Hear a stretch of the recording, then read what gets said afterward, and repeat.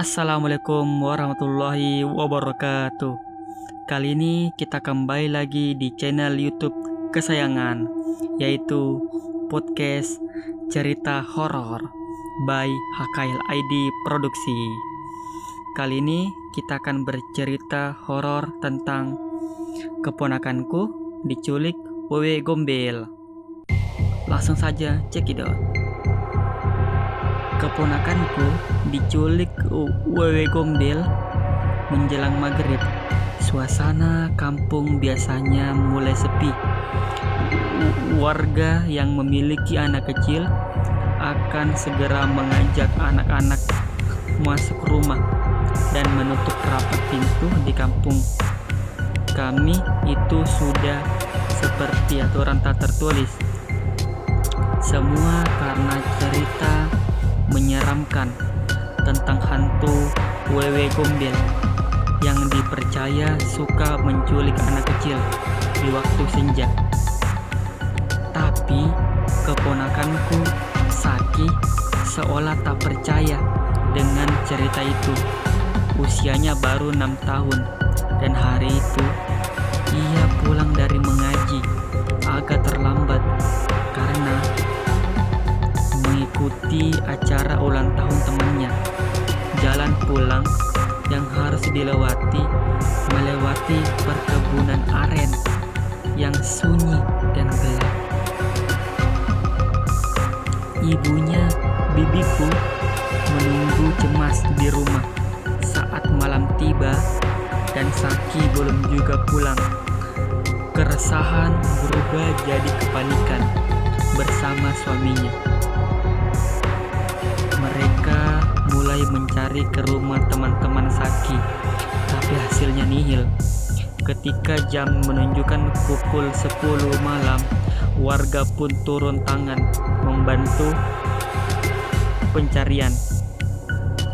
Isu yang beredar, Saki diculik wewe gombel. Salah satu tetangga menyarankan untuk memanggil Pak Ijal, sesepuh desa yang dikenal dengan punya mata batin.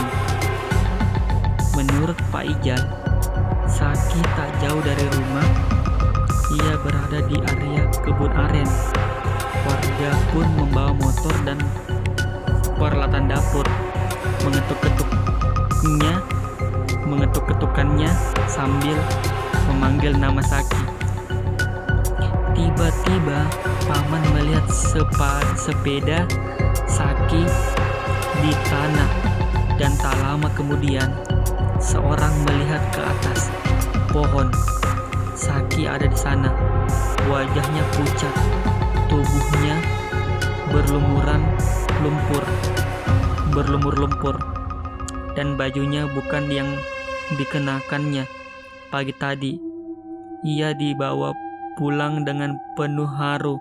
Setelah tenang dan diruqyah Pak Ijal, Saki akhirnya bercerita.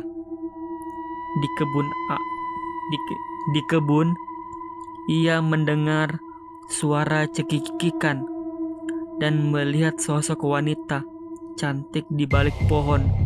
Wanita itu tersenyum dan tiba-tiba membawanya terbang ke atas pohon tinggi, lalu memeluknya erat-erat sambil menawarkan makanan dan minuman.